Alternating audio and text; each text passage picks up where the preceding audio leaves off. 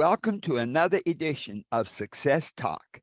This is Dr. Herbert Harris, and as you know, we talk to people who are doing incredible things, who have faced challenges, who have overcome obstacles, and who have made breakthroughs to their own greatness, achieving some of their greatest work after some of their greatest struggles. My guest today is abundantly wealthy Stan White. Stan, welcome to Success Talk. Man, I've heard so many good things about you. I'm just honored to have you today. Well, thank you, Dr. Harris, and thank you for having me here. And give me the names of those people who said good things so I can pay them. Well, you know, my uncle would say, well, can't be but one or two. I had an uncle that could see something negative in anything. They told a story about my uncle once, and they said that Jesus and Jesse Jackson were on the Sea of Galilee, and that Jesus told Jesse that he could walk on water. And Jesse jumped overboard and he walked on the water. Not only he walked out, he came back to the ship. And so when my uncle was told the story, they said Benjamin Sneed's approach to that story would be, Jesse Jackson can't swim.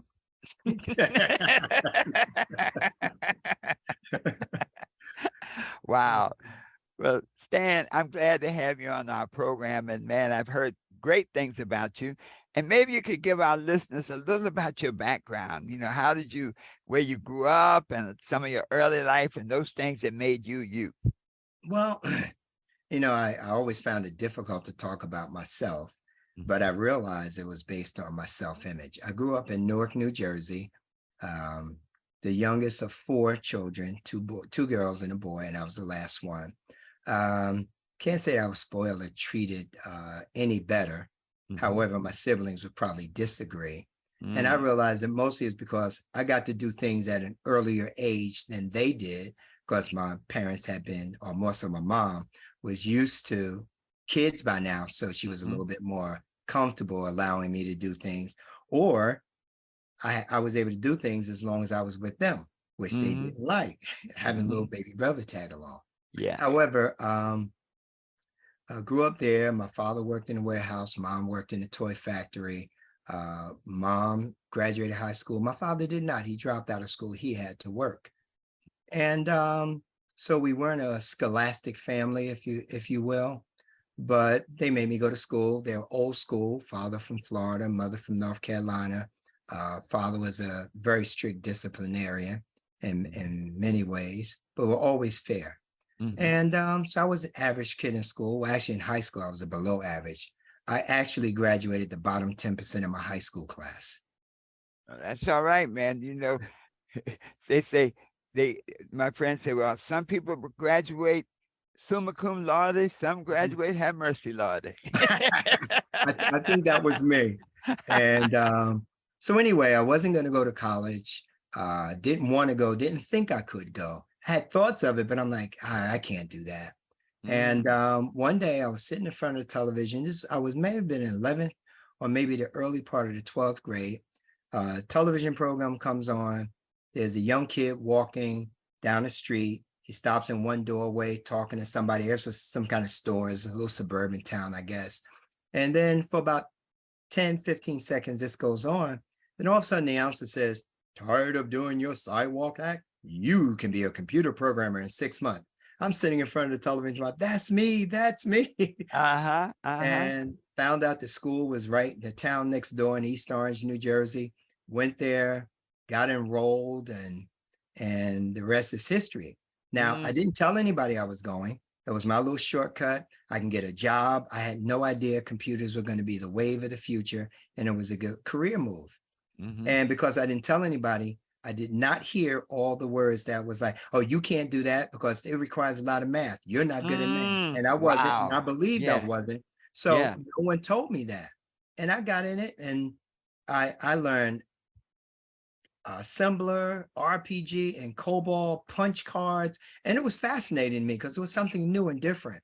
And because it was a technical school, they just got right to the point. They didn't bore me with things that was irrelevant and Uh-huh. not essential. And we just got right into the heart of the matter. I can't say I picked it up like really, really quick, but I picked it up. I Hmm. passed and got a job. So that's where I got into my career as computers. Hmm.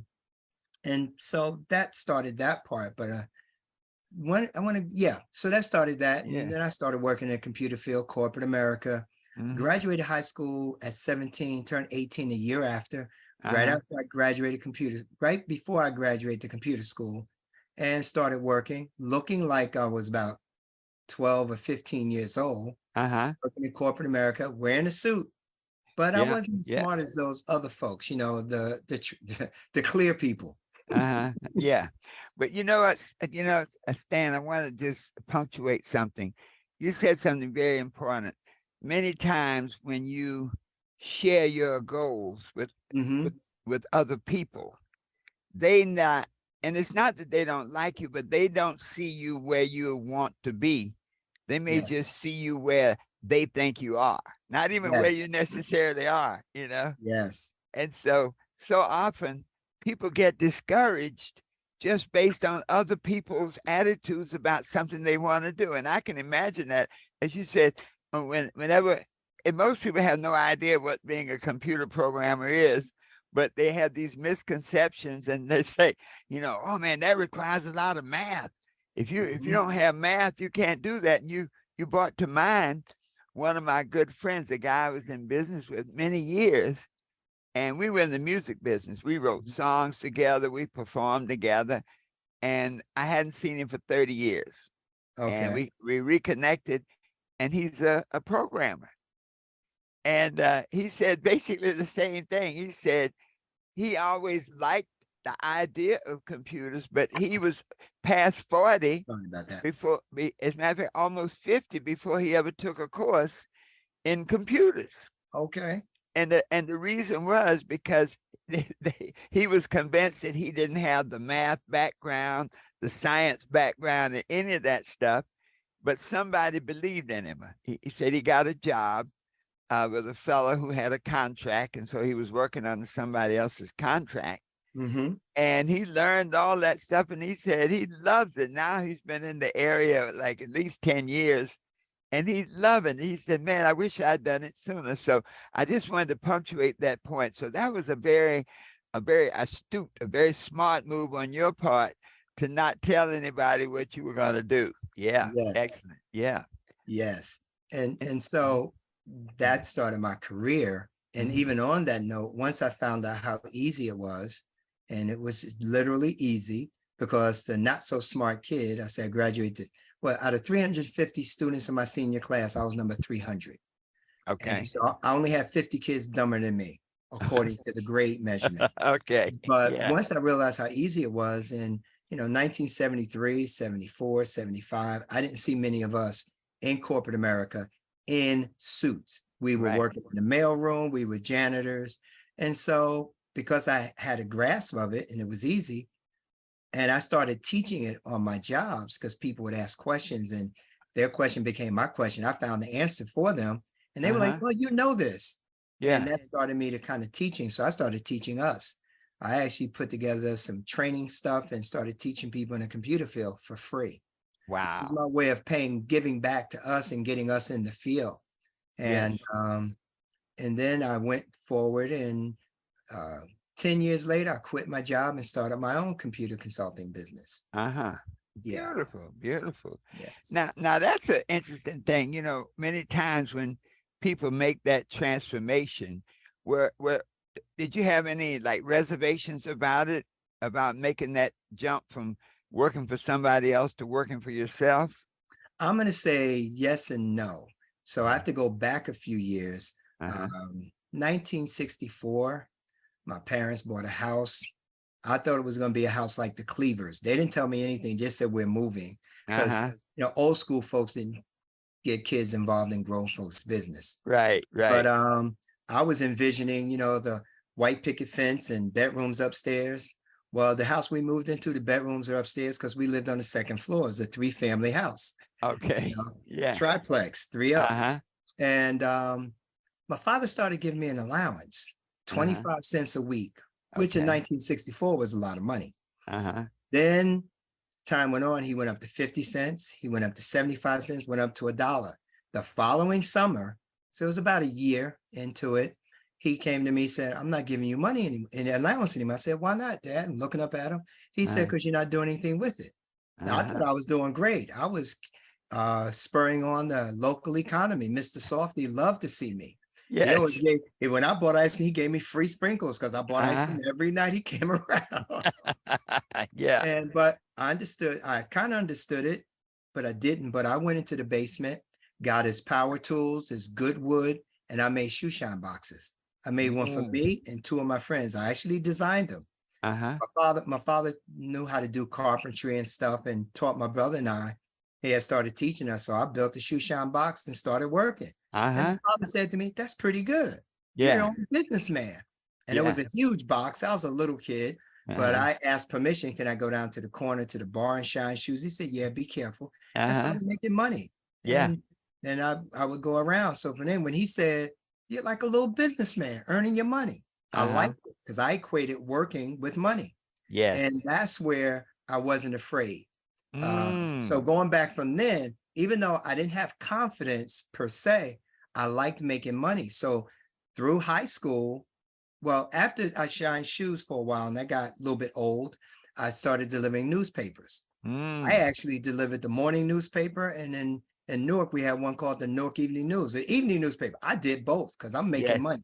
Yes. I borrowed a shopping cart from the local supermarket, which is Uh-huh. only 2.5 blocks away, had my Uh-huh. shopping cart, put the newspaper in there because I had like 118 customers. Uh-huh.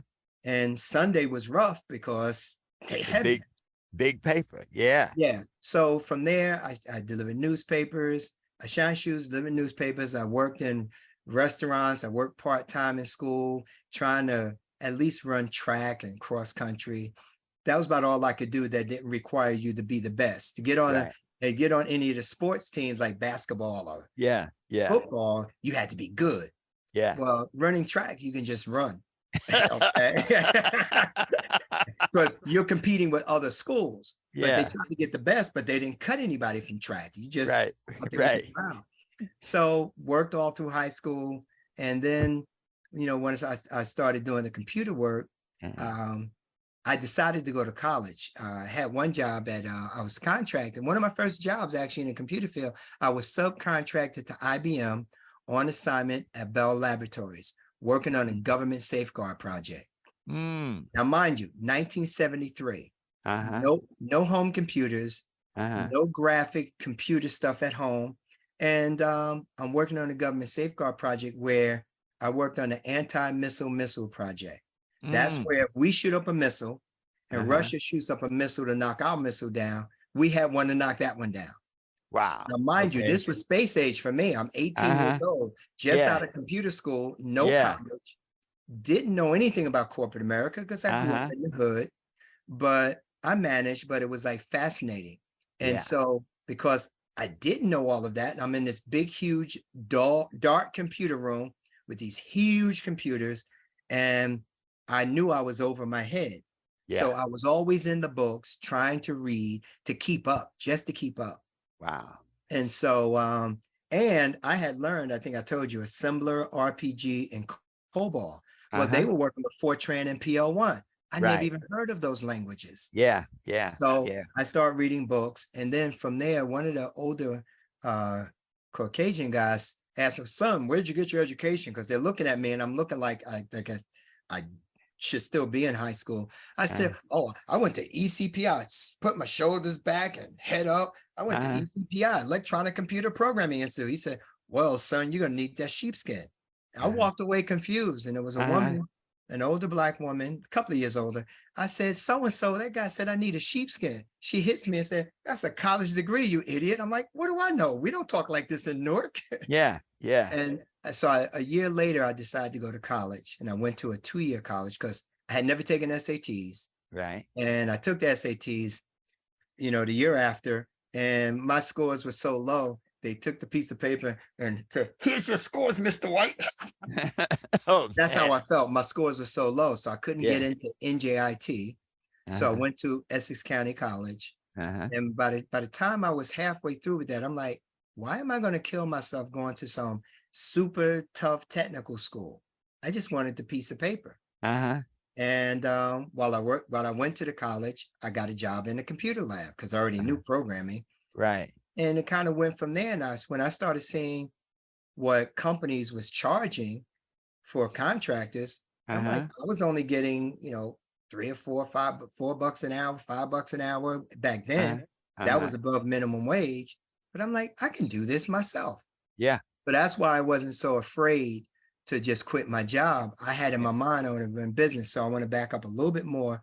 While I was in high school, before I even went to college, somebody told me about Think and Grow Rich. I do not remember who, but I Okay. read Napoleon Hill, Think and Grow Rich, and it just made sense. And Yeah. I wasn't a book reader at Uh-huh. all. Uh-huh. But from there, I saw, I think in the back of the book, they talked about other books like Think and Grow Rich. Uh-huh. Not that, but The Magic of Thinking Big, The Power of Yeah. Positive Thinking, Success Yes. with a Positive Mental Attitude. Um, John Schwartz, Jack Schwartz, Yeah. Napoleon Hill, Norman Vincent Peale. These guys just became household names to me. And Yes. that also gave me more of my motivation. Mm. And I stopped thinking about little Stanley who couldn't do anything.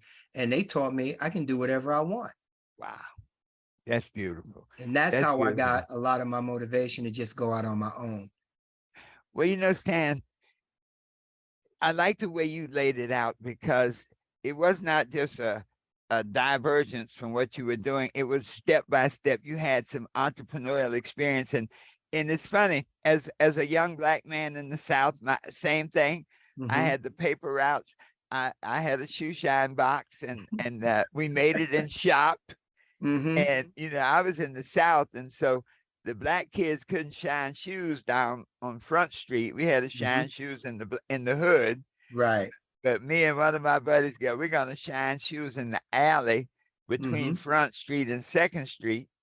And of course, the cops come, and boy, yeah, I'm gonna just say, boy, you know what he said. Boy, Uh-huh. you ain't got no business down here. And he grabbed my shoe shine box and stomped it to death, broke it all up. Mm. So I said, well, you know what? I think I'm out of the shoe shine business at this point. But then I got the paper route, and the same thing. Mm-hmm. We used to get up early in the morning, had the morning and the evening, and we rolled the papers because we rode the bicycle, Yeah. and to throw the papers. And that's a whole nother story about me and the pony delivering the papers. I won't go there, but it gave us an entrepreneurial mindset, Yes. and it gave us a do for self mindset. Mm-hmm. Because your dad was really saying, I'm not going to give you any more money. You better earn you some money because you're wasting what I'm giving you. Absolutely.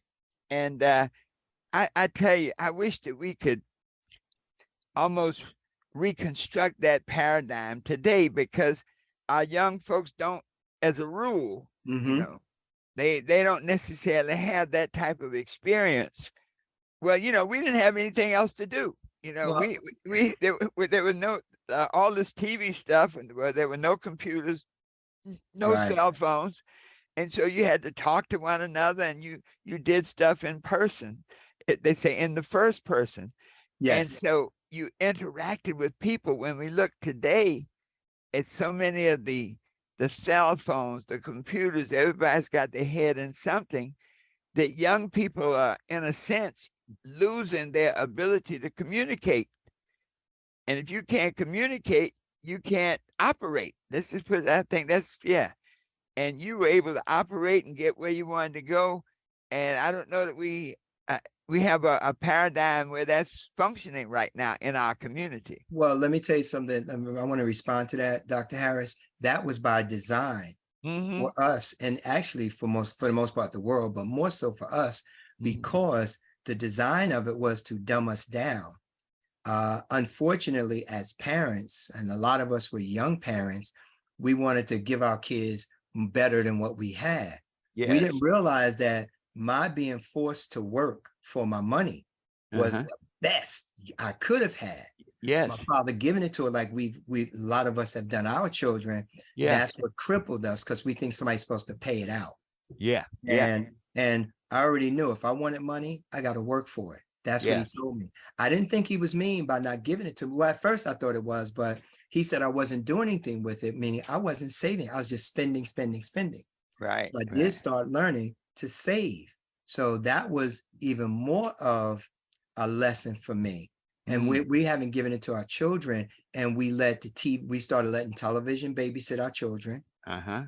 And instead of even sitting and watching programs with them, we let all the violence and the nonsense be poured into the minds. Yes. And I can only think of a couple of shows that was good for families. And Uh-huh. back in the day, it was the white shows. But when the Cosby Show came out, it was good. But Yeah. when they came Yeah. out with shows like Married with Children and a lot of the other comedies, it was not positive. No. No. What's the show with JJ? And I can't think of the name of it. I was Oh, talking good about times. Good Good times. Times. They Yes. called that Good Time. That wasn't Good Time. They promoted that until Uh-huh. people started complaining, and they finally moved out of the projects. But it Uh-huh. wasn't quite as good as the Jeffersons, where he made it, and Right. that was just a comedy about the silliness of Uh, people. But uh-huh. yet we got programmed Yeah. into never progressing. Sanford and Son, they Yeah. never progressed. Even the Mm. junk business did not grow to what most junk businesses do. Yeah. Yeah. So that, unfortunately, that was by design. But the only way we're going to change it is by turning back to teaching our children the solid values of work, thinking, and creativity, the desire to want something that you're Mhm. willing to work for it. Well, Stan, as you were sharing that, I watched over the years in school from the 50s to 60s. When I went to school, you had to have a trade. Yes. And so you had to learn electricity, carpentry, auto mechanic. And I mean, all these were trades because the paradigm was that when you got out of high school, if you didn't go to college, you could still make a living and a Yes. good living. And you could go on in that, maybe you studied plumbing. Now you can go on to get your plumbing license and become a professional plumber. Yes. And as the schools integrated, they removed all of those kind of trade schools. They put them now in the junior colleges or in some of the community colleges where you have to pay for it. Right. And so Absolutely. you come out of the free education system absolutely clueless and skillless. And so now you can't even find a black tailor. You need a detective. Okay. Because we did the things that was needful in our communities when we couldn't go into mainstream businesses, and we had to either our own dry cleaning, laundromat, tailors. Those are the That's things we it. did. Yeah. And so, and yeah, shoe shops, shoe yeah, repair, because shoe yeah, repair was invented by a black man. exactly. I'm glad you mentioned that. Well, but all of these trades, this is what we grew up on. And when I Mhm. look at the, people, I wrote a book called Solving the Race Issue in America. And many people did not understand it. Yes, yes, yes. Many people didn't get it in a sense Mhm. that I've been blessed to live through the era of segregation, the era where you only had black businesses. When I went to college, I was being interviewed, and the guy said, "Well, you come from the segregated South. Um, did you, what does that mean?" I said, "Well, I never had a meaningful conversation with a white person.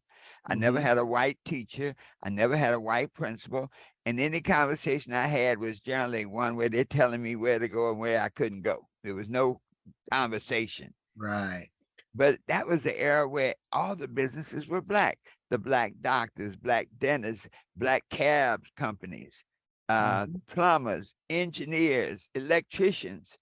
And so with integration, that transformed. And then the other thought was that now I'm in North Carolina, and after Brown versus the Board of Education to desegregate the school systems, we had to sue our school system to make them desegregate. So Brown Right. versus the Board of Education Mhm. was 1954. Wilmington schools did not desegregate till 1968, 14 years Wow. later. 14 years later. Yeah. And they fought in court, on tooth and nail. And then when they finally had to, desegregate, the interesting thing was that the same people who had fought were still in charge. The same superintendent of schools, the same board of education, the same political structure was in charge that had fought it. And so now we sent our system into a system that clearly didn't want them, Right. and expect them to prosper. And that was the worst thing that ever could have happened to us, especially the way that it did. Yes. Yes. And their paradigm, they tore down the black schools, and it never occurred to them to bus white kids to black schools. Oh no, because they realized they tore down the black schools, but they realized that now if they're in control, they can educate us the way they want us to be educated, Yeah, which was a yeah, miseducation. yeah. And they edged out over the years. So when I went to school, every teacher was black, every principal was black, every Mhm. person in the building was black. Yeah. Now you go into school, you need that same detective to find a black teacher. And a black male teacher, you better bring out Scotland Yard. It's going to take Sherlock Holmes to figure that one out. Yeah, Absolutely. yeah. Now, Stan, once you got into the business arena, Mhm. did you have challenges growing your business? How did that all work out? Actually, I had lots of challenges with that. Some of my old mindset started coming out. It took me about 10 years to realize I was just as smart as they were, but actually smarter because I taught myself 95% of what I know. Mm-hmm. Every job I had, I talked my way into most jobs that I had. Mm-hmm. And from my first job, which was way over my head, the Mm-hmm. rest of them were just about that. But I Mm-hmm. enjoyed that. That's what I thought the computer field was about. Uh-huh. Doing new stuff, doing new stuff. They didn't Mm. give it to me, but in many cases, because I was contracting, I worked for consulting companies. So I did get this image. They either thought it was, what's that word? Affirmative action. You have to Uh-huh. have a little color boy in there, or I was Uh-huh. smart like Barney on Mission Impossible. Right. So, Uh-huh.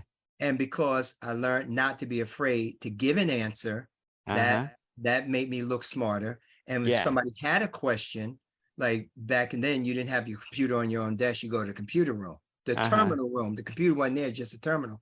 Right. And we would all have questions, but every time somebody asked a question, most of us didn't know. I go to the book real quick because Uh-huh. I wanted to know the answer to that question. I'm listening, and I would find the answer and I would give it to them. They Yes. thought I was smart. No, I Yeah. just looked it up before they did. I got you. And Yeah. from that is how I got to start teaching. So that built some confidence, and that built a lot of confidence. But when it came to business, I didn't know that. I didn't have that business background on how to take care of business. Uh-huh. I was good at what I did, but the back office is what lacked. And what I learned is most small businesses, whether you're black or white or whatever, the biggest hurdle is the financial gap. Keeping your books in order, number one, understanding finance enough to say you got to handle your accounting, you got to take out the tax. If you're doing payroll, all those things are extremely important, but getting the working capital. If you're going to have employees, and if you go to a client and you get a contract with them to design a system or support their computer systems, if you have an employee, they don't pay you up front. They pay you later, especially if you do government. They pay you 60 to 90 days later. Right. And so to bridge that gap, say if I even got a contract to hire 2 people and I needed 2 other people to help me, I got to be able to front payroll for a couple of months. Yes. So that was one hurdle. That was the second hurdle. The first one's knowing what to do business-wise. Just because I knew my craft well didn't mean I knew the business. I knew the front end, but the back end was the critical part, the marketing, the planning. Because when I did it by myself, I can only do a couple of contracts at a time. There's only so many hours in a day. Right. So that was one of my biggest hurdles there, the whole planning piece. And I'm going to say, unfortunately, I wasn't a super organized guy. And Mm. strangely enough, I was organized enough to keep track of thousands and millions of lines of computer code, Uh-huh. managing either the system I designed or somebody else's system. I was good Uh-huh. at that, but again, the back office, and mentally, I wasn't the manager. So I didn't realize I could have done it, Yeah. but I didn't learn. I just kind of jumped out there. Mm. So yeah, that was a Yeah. big thing for me. Now, now, Stan, you've been a reader and whatnot. When did you first encounter the 12 universal laws of success? Well, I was listening to, actually at first, I'm trying to remember where I first encountered. I think it was about 10 or 12 years ago. Uh-huh. I heard some guy on this call called the Billionaire Mastermind Forum. And Uh-huh. he was talking about the 12 universal laws of success. I said, Uh-huh. this sounds good. And I Uh-huh. had stopped reading around that Uh-huh. time. Life got in the way. In a wrong marriage because I married the wrong person, not a bad Mm. person, but the wrong person. Right. And so I allowed myself to be distracted. Now I Mm. took my eye off the prize. I don't blame anybody. I'm not throwing any shade on that lady. Not going to mention any names, but Uh-huh. I got allowed myself to get distracted. But then when I got on the Billionaire Mastermind forum call, they were talking about Think and Grow Rich, Magic Thinking Big. Then when I heard Uh-huh. this Herbert Harris guy talk about it, I said, I got to have this book. Mm. And I got the book and I'm like, wow, this is just as powerful as those white guys, Norman Vincent Peale, John Schwartz, Jack Schwartz, John Maxwell, Napoleon Hill. And I was, and then other guys, Dennis Waitley and Yes. Earl Nightingale. I read those guys. I started reading and listening to them. But I was happy to hear that, a Black man had written a book, and I read it. And there was another guy's book I came across, Black Folks Guide to Making Big Money in America. George Sabira. Yes, yes. I ran across him, and he was from New Jersey. Yeah. I got Yeah. a chance to meet him, and he wrote a great book, the wealth building. He talked about the common characteristics of wealth builders. And I had even typed it up. As a matter of fact, my ex said I had my wife do letters and had them on a poster. And it was a poster similar to this, even though this Mm. is, let's see, how can we do this? These affirmations, you can't Yeah. see it with my background, but Yeah. anyway, that 12 affirmations to live by. But I Yes. like the fact that you had 12 universal laws. You made it simple and concise, but you put everything in there, what we needed, what we would Yes. need to succeed and elaborate on. So it was Wow. really great. But that came into play, and I was like, wow. I even you had your radio programs and some things, and I Uh-huh. would tune into that. Yes. Yes. And again, got distracted again. Yes. But I Well, realized yeah. that consistency is key, and you teach that in the universal laws. Mhm. Well, Stan, is there any one chapter that really stands out, or one principle that really stood out for you? It's interesting because as I had the book, I really like all the chapters. There wasn't any one. You talked about a lot of things. You talked Mhm. about worrying. You talked about positive attitude, and it was the things that really stood out for me was the things that resonated for me at that time. I Mm. had I had taken my eye off the prize, Yeah. and and and I think I had mentioned once when I started reading the book and I grabbed it, you reminded me of what I was reminded of by Bob Proctor. Mm. It was Yes. interesting. He every time I saw him, this was after I read your book, but I remember Yeah. you said in your book, Uh-huh. he said he would always hold up the book Think and Grow Rich. So now Yeah. I'm going to hold up your book because your Uh-huh. book became a reminder. He said, somebody gave me this book back in 1961. He said, and I read this book every day. Yeah. And I realized I stopped reading the book. Yeah. This is food for the soul, food for Yeah. the spirit. This is food for success. Yeah. And you don't eat just one good meal and say, well, that was a great meal. I'm nourished for the rest of the week. Yeah. You Yeah. got to do nourishing meals. So Yeah. these were the pieces that you gave to me and that made me realize you stopped reading. Yeah. Because every day we're being given negative things, contrary things, just like Yes. when we were integrated, we were taught the wrong things. We Yes. were given the wrong image. Yes. And so I grabbed that out of your book, and that was just awesome for me. Wow. And that's when I realized I got to read it again. As a matter of fact, I Uh-huh. literally just got another copy of your book in the Uh-huh. mail. Uh-huh. And I ordered it, and I thank you for Uh-huh. giving me solving the race issue also, because I didn't order Uh-huh. that. Yeah. Yeah. Yeah. So I appreciate it. But I reordered the book because I gave my copy to someone. And Yeah. and back in the day, I had given people copies of Think and Grow Rich and Uh-huh. Magic of Thinking Big, because I'm Yeah. like, this is going to help you. This is great. Yes. So now I needed it. And I realized I didn't let somebody borrow it. I gave it to them. Yeah. So, Yeah. but now it's like I got to keep reading, Yes. keep feeding. And and that's one of the things you emphasize. And when you say, I think one of your favorite sayings is the best is yet to come. Yes. The best is only yet to come. And I Yeah. remember in the universal laws, Mm. you can't change laws. You got to Mm. work within the law. Laws Work. never change, not Right. universal laws. That's right. That's right. So the Uh, big part of that that I grabbed, and like I said, I love the way you put them in.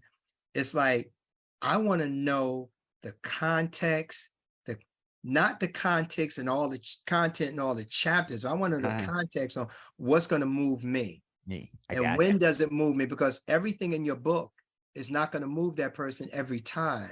you. Right. You know, Right. there was something you wrote in there to help me deal with that disease that I had, that I would Uh-huh. get rid of it, come back with a vengeance. I don't know if Uh-huh. you know, but it's chronic procrastinitis.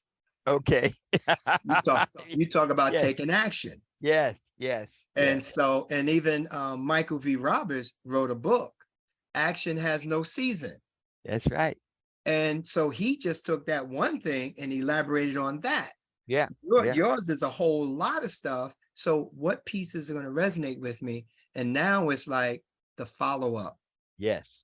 Now Yes. you talk about follow-up in your book. Yes. And Yes. now it's following up, but it's also staying on top of it. Just like in business, you got to be consistent with the things you do.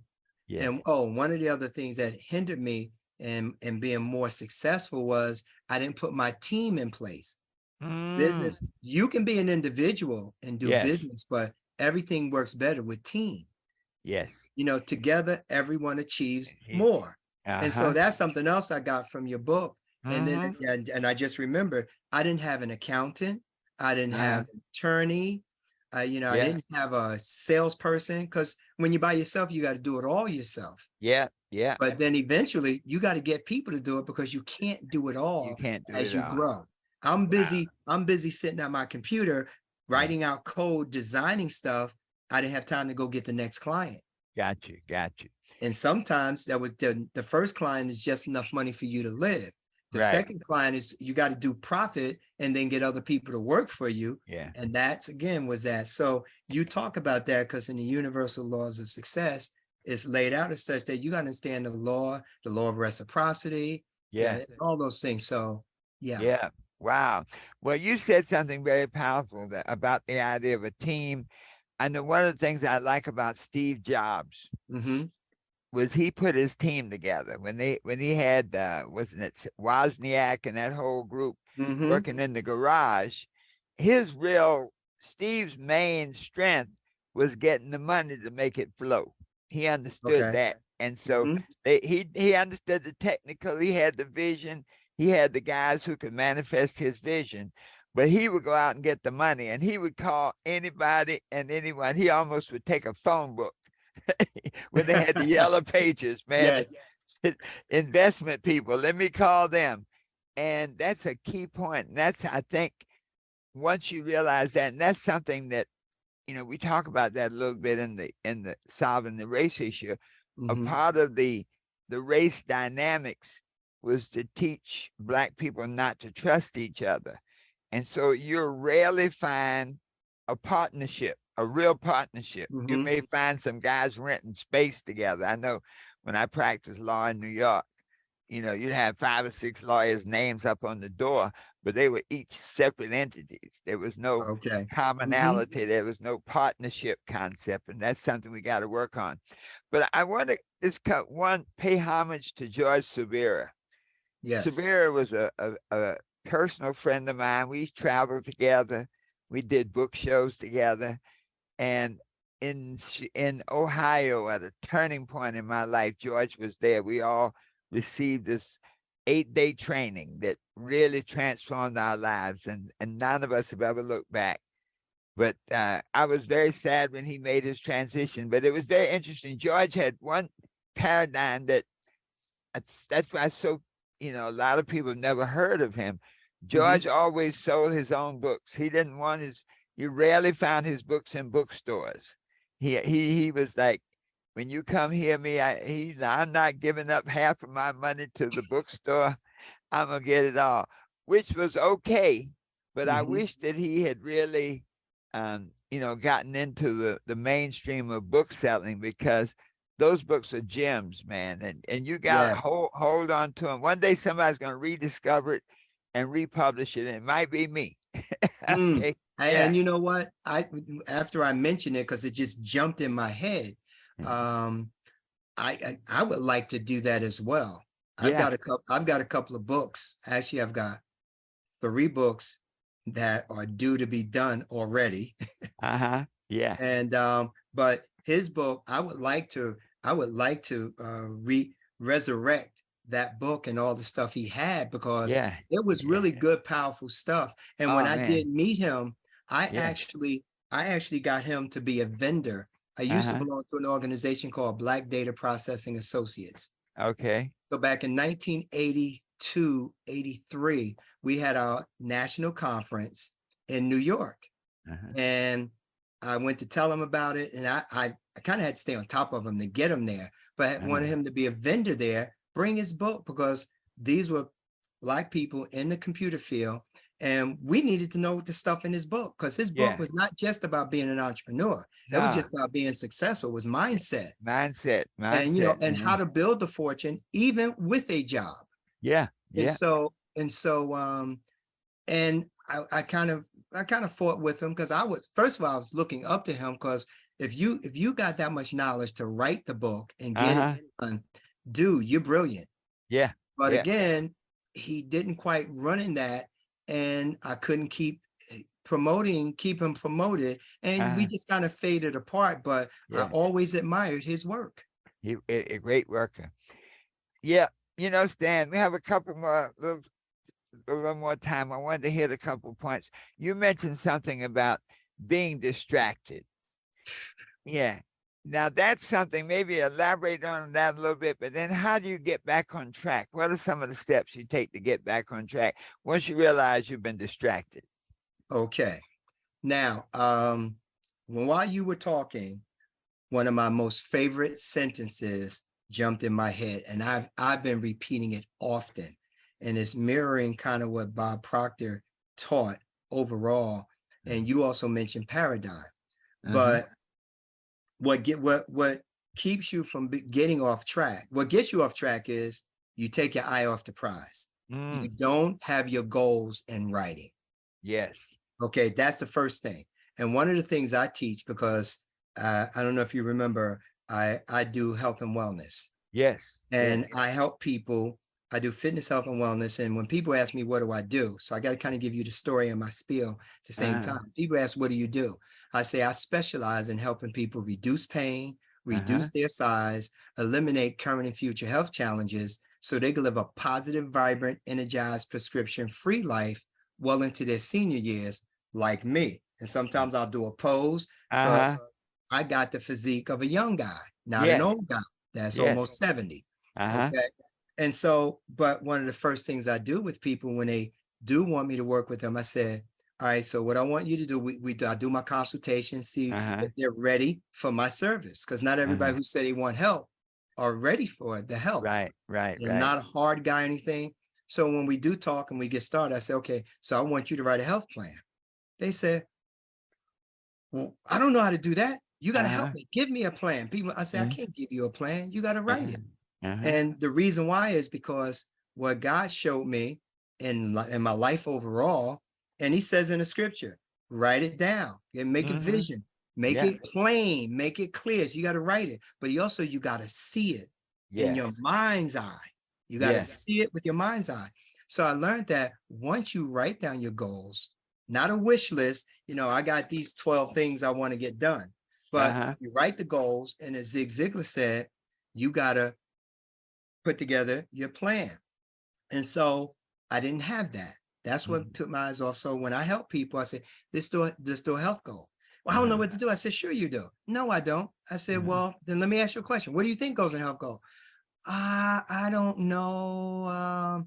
Well, how I eat. I said, okay, what else? Well, maybe exercise or what exercise. And they start thinking, I said, that's your health plan. Start writing it. Well, I don't know. I said, nope, because I'm not going to start it for you. I said, Right. because if you don't write your goal, it's going to be, if you don't write your plan, it's going to, and you want me to do it, it'll be my plan. You won't stick to my plan. You'll stick to your plan. Your plan.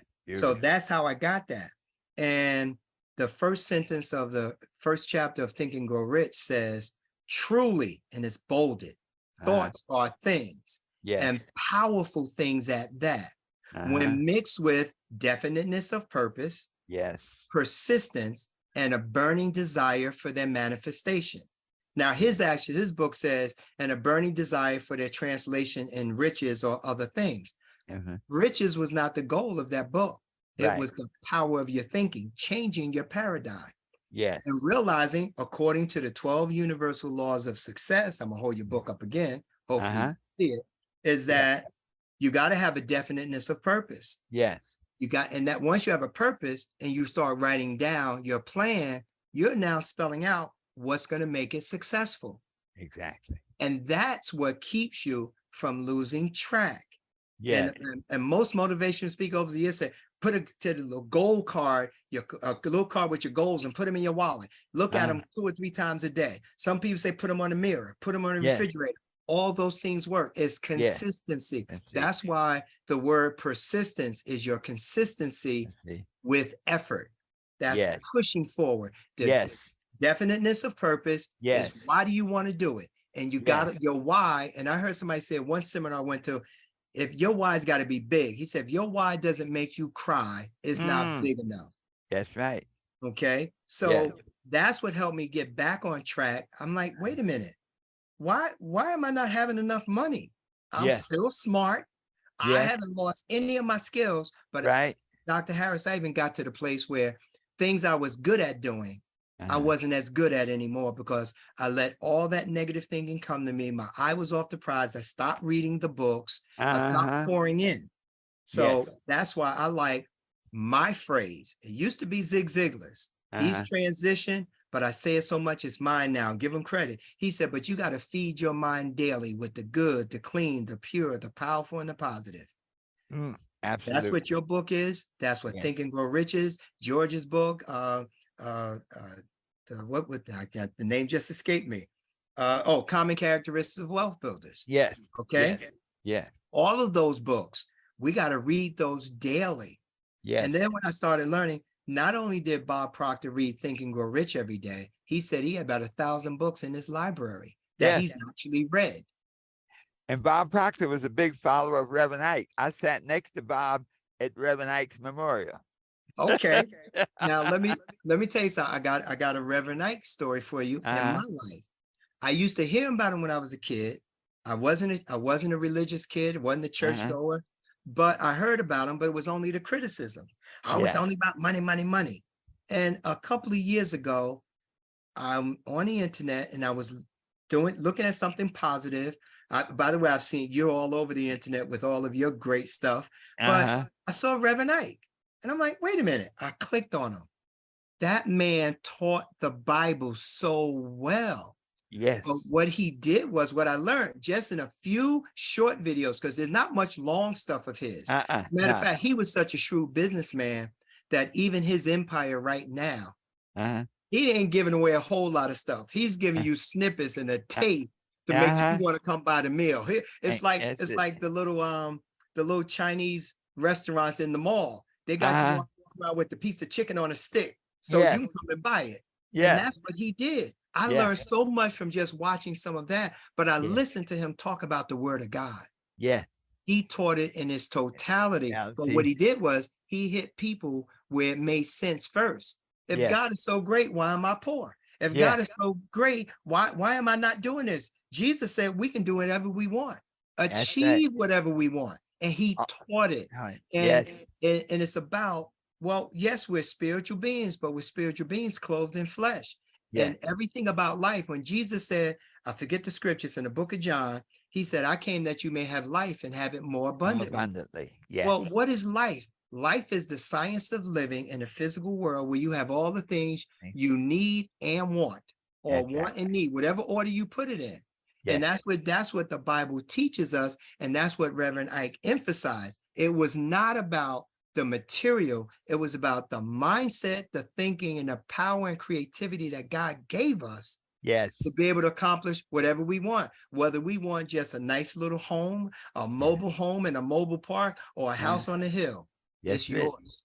It's up to you. Wow. Well, that I tell you, I worked for him for 2 years, man, and that was the most profound.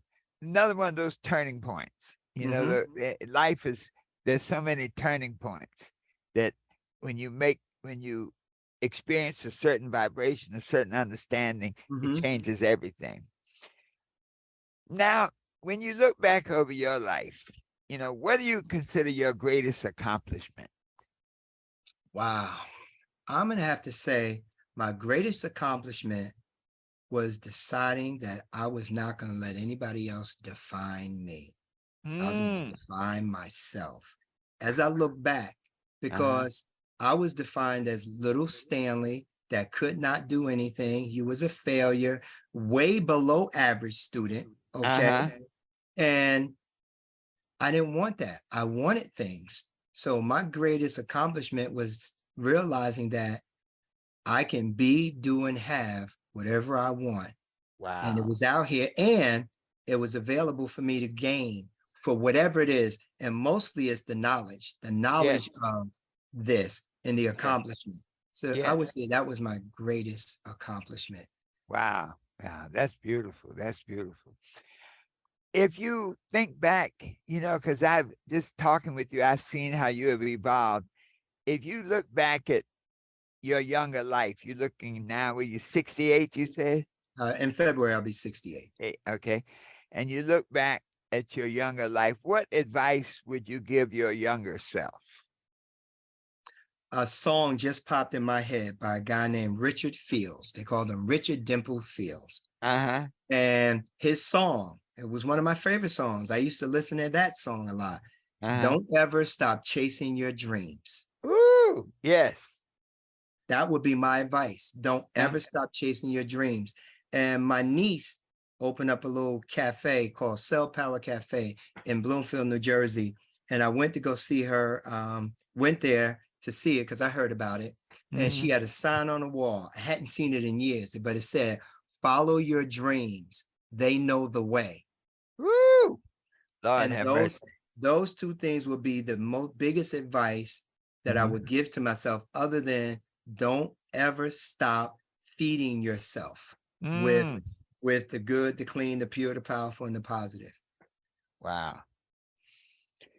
Now, I love to think back.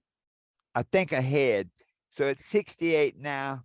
So let's say at 25 years down the line would be 93.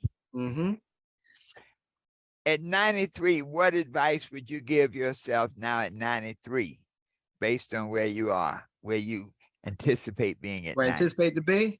Uh-huh. I would give myself the talk of, boy, don't you ever think that you can't do something. It's never too late. Woo! Yes. Yes. And now I'm gonna tell you why I said that. Yes. Because my 93-year-old self almost said something like that to me. I don't know if it was my 93-year-old self, but at 67 years old, I'm launching a full-time business. Okay. And in my full-time business that I'm launching, I've got facets of that. And I created a system called Success After 60. Beautiful. Beautiful. I approach my 60s. I was approaching my 60s, around the corner from retirement, with $0 in the bank. I can easily get a job making well into the six figures. Okay. but my goal isn't to get a job. But I didn't have any money in the bank. I'm like, whoa, what's wrong with this picture? Yeah. And I was I almost went into that old self-talk of getting depressed, that Uh-huh. old paradigm, that old thinking. But you know Yes. what my current self said? What's that? And I believe it was God. He said, ain't nothing wrong with this picture. I said, what are you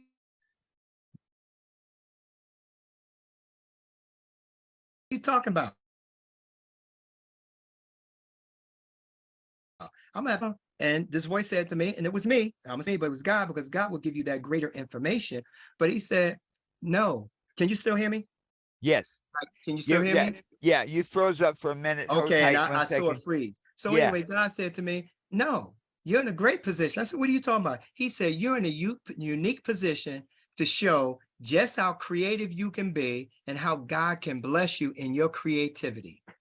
Mm. Wow. And from there is when everything started really starting to come back. Yes. It was almost like the prodigal son. He came to himself. Uh-huh. Literally came to myself and said, well, wait a minute. Because I was stuck on the things I didn't do, the Uh-huh. mistakes I made, not having built that multi-million-dollar computer company. Because I know I'm Yes. smarter than Bill Gates. I Yes. know I am. Uh-huh. But Bill Gates just did the smarter things. Yeah. So from that perspective, it's like, just do it. Just do it. Just do it and Just never stop chasing your dreams. wow. Well, I tell you, Stan, this has been a great interview, man. I have enjoyed it. I hope you have. Oh, no, I, I have. I think you have shared so many nuggets that Mhm. people have to hear. It's been very interesting. We've been, when we post our interviews, Mhm. someone initially said, man, they're just too long, and people are not going to listen. And I think that when people always they talk from their own perspective. Yes. When people say people aren't, they really saying I. you know, that's what they really say. Hmm. But what I've been finding is people are loving the longer format because they can see the evolution and they Yes. can get into it and feel it. And so you have taken us on a journey today, from a young man in New Jersey who wasn't sure of himself to an entrepreneur, through a marriage, and through a realization now that the best is truly yet to come. I mean, yeah, yeah, you helped me. I mean, frankly, because I think many of us get to that point, and I like what you say, success over 60, because when they talk about those statistics, like 55% of the people don't have enough money to live, Right. 3 months and all that stuff. That when you get over 60, so many, especially of our people, because if Absolutely. you look at that number, they say, I think the average net worth of a white family is around $98,000. The average net worth of a Hispanic family is around 38,000, Mhm. and the average net worth of a black family is around $2,000. Wow. And so when you look at that, there are a whole lot of black folks, there are a whole lot of white folks, there are a whole lot of, but particularly people of color Right. who are at this very moment saying, man, and I don't have anything saved. I don't have any cash. My cash flow is is negative. Okay. And what am I going to do with myself? And as you said very nicely, you said, maybe that phrase you said again that you tell yourself when you were looking at, when you had that real, you say, I don't have the money and here I am. And when God spoke to you and told you that you're really ready for this next level, you said it so Well, beautiful. Yeah. he said to me, he said, no, you're not in a bad position. I said, what do you mean? I don't have no money. I'm gonna work for enough for you. He said, no, you're in a great position to show just how creative you can be Woo! and how God can bless me and my creativity. So, but here's the other piece. He said, and he told me, he said, you've worked all these years. You've made a lot of money. You may not Yeah. make the best decisions, but Uh-huh. bottom line is, what have you learned from it? And what are you going to do with it? Woo. And that's when he told me that, that's when he was giving this to me subtly under the Uh, covers, because I was doing my fit, fabulous, and faithful over 50 system. Uh-huh. helping people over 50 get off the prescription drugs and all of that great stuff. But he was giving me my success after 60 system. And it's a Mhm. whole simple system on Yes. how you could still live your dreams, read 12 universal laws of success, because it's never too late. And then, and believe it or not, out of nowhere, what's the guy? Ray Kroc came to Yes. my mind. Yes. Morgan Freeman came to my mind. He didn't become famous until he was what, in his 50s? Yeah. Yeah. Okay. Ray Kroc. Yes. Okay. And even though McDonald's is not a place I recommend anybody go to eat anything, but he built a business. There are Yes. many people. And then I go back to gosh, why are names escaping me? But the Black woman who became a millionaire during the Depression. Well, you had Madam C.J. Walker. That's who I'm talking about. Yes. Madam Yes. C.J. Walker during the Depression, not only was doing it, it was during a time when Black people couldn't even do a real business. Uh-huh. But during a depression, she became a millionaire. She Yes. built the business. Wait a minute. What do you mean it's too? It's never too late as long as you got breath in your body.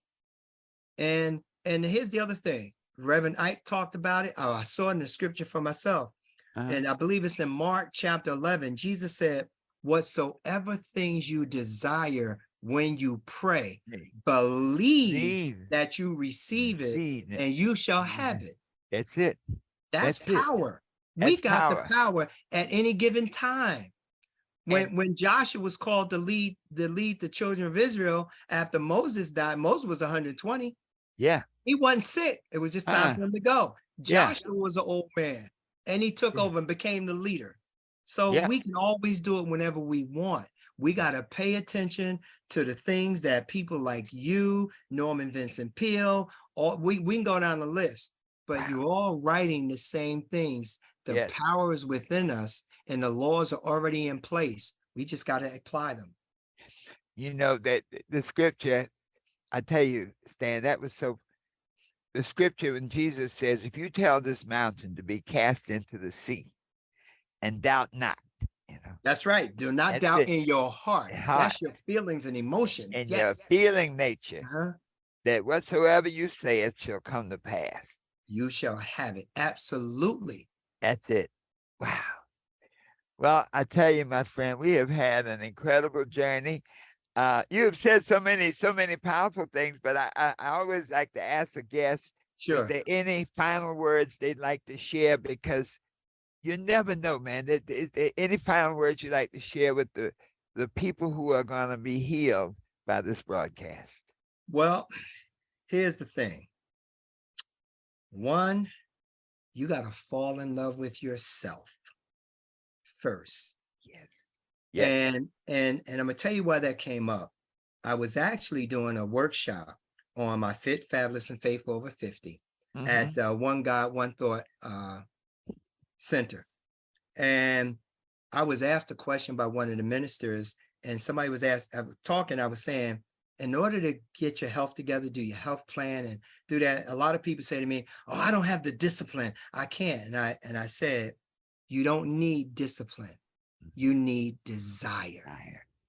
I said, desire gives you discipline. And then just great famous people came to my mind. I don't care if it was Martin Luther King, Kobe Bryant, Michael Jordan, whether it's sports figures or whomever.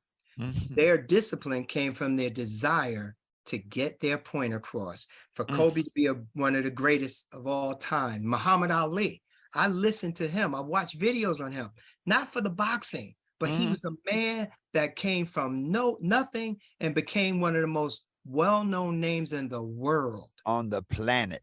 For his intellect, not his boxing skills. He could get an audience with world leaders. Yes. And so he asked me this as I was explaining that to him. He said, well, how do I increase that desire? To get the discipline. And I already had the answer. I said, fall in love with yourself, because people you love, you take care of, you do for. And once you fall in love with yourself, it's easier to go through, how they say, go through hell and high water. Yes. How when you were younger, you walked miles to go visit that young lady. That's right. That's right. So you will do whatever it takes to make it happen. So Wow. first, fall in love with yourself, Yeah. and then understand that God said we can have, be, and do whatever we want. You named a powerful scripture. Mhm. I named one, but two others came to my mind. Because Yes. in three, he said, one, you have not because you ask not. That's not. And when Woo! you ask wrongly because you Yes. ask without belief. He Yes. also said, he said, all things, he said, if thou canst only believe, some things are possible. Uh-huh. No, he said, all things are All possible. things are possible. And then the other scripture that jumped into my mind, he said, call those things that are not as though they were. Sure. That That's means you right. already see it.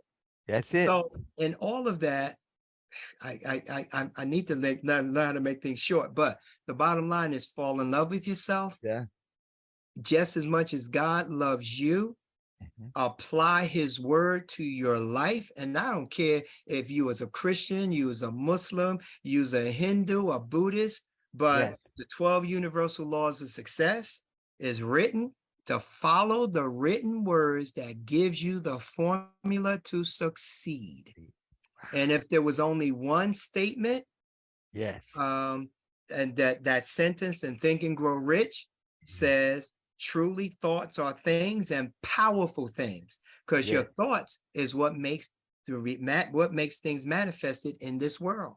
Yes. So you got to understand that. So when you mix your thoughts, that they're powerful things, with definiteness of purpose, Yes. persistence, and a burning desire, you'll manifest whatever you want.